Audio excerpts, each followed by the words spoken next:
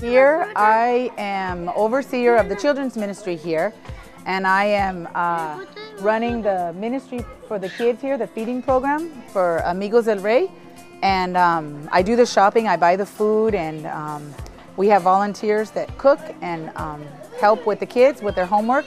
And we feed the kids physically, and then we help them with their homework. And this is like a refuge for them to come to this place. It's a refuge for many of these kids. Each have a story. They each have their own story.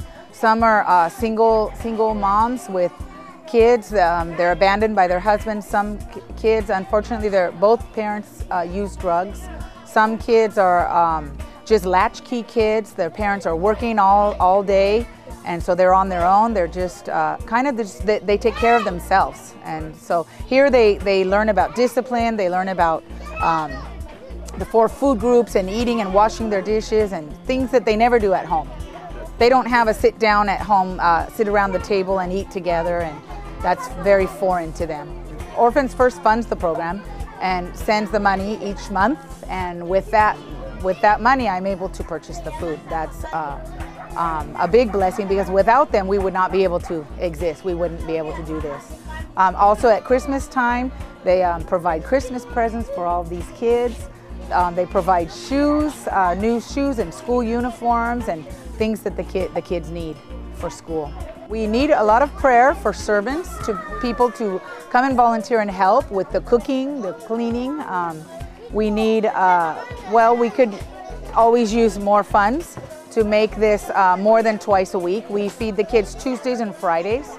However, they are hungry every day, so it would be nice if they can have more days. Many kids are coming to the Lord. The kids come from the street here.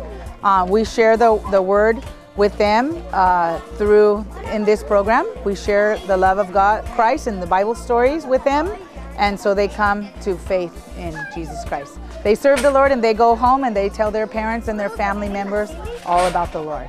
I was called to come here and live by the Lord. It wasn't my desire to leave my home in Orange County to come and live here in Tijuana, but the Lord had His plans and I basically obeyed His calling, and I came here 18 years ago and I have not gone home. So this is my home now. For me, that means action. That means doing what the Lord asks that we do. In James 1, it talks about pure and undefiled religion is this, to visit widows and orphans and to keep oneself unspotted from the world. So that's what we're doing here. We're, just the word in action is just doing what the Lord states in His Word. They can come here and serve on a short-term basis. We have people that come and visit and they get to know the kids.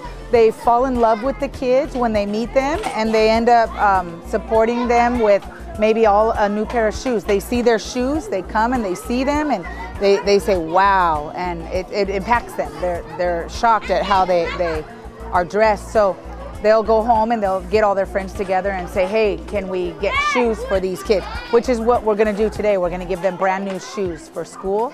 And it's something that they need all the time because they're always growing. And with one little pair of shoes, you're going to see how excited they get when they see that. We have in this church, I am proud to say that we have kids that I started out with them as 3- and 4-year-olds, and now they're teachers here at our Sunday service, Sunday school. There are youth now that are adults that were kids, and now they're adults. They're in the youth, they're in the worship band. Federico, the pastor here, I was his youth teacher when he was 19 years old. He came to the Lord, and I was his teacher as a youth teacher. Now he's the pastor here. So the Lord is definitely, there's fruit here. The Lord is doing a mighty work here. And this is like a light in a dark place. We're like a light on a hill here. If we could pray for these kids, there's so many sad stories of where they come from, with the drug addicted parents that are using drugs. When an individual's using drugs, they can't take care of themselves, let alone can they take care of these kids. And for me, it just breaks my heart because the kids are innocent, they're helpless, and they have no one to take care of them. So if we can pray that these parents of these kids would come to the Lord and come to service here. Many times they say that they're embarrassed. They won't come because they're embarrassed, because everybody knows them, everybody knows everybody here. And so just that the Lord would just take away that lie from the enemy, that for reasons that they have for not coming, that they would come and surrender their lives to the Lord, so that these kids there could be a change when they grow up. That's what my desire is that when they grow up, they're not in the same cycle that their parents are in of drugs and abuse and basically living in shacks, you know.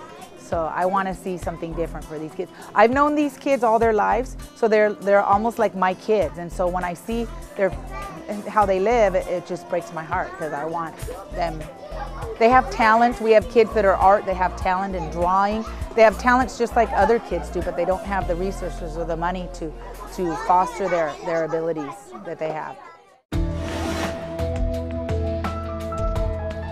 If you know of a ministry that we need to know about, please give us a call, 888-641-8606, or take a look at our website, revelationstv.org.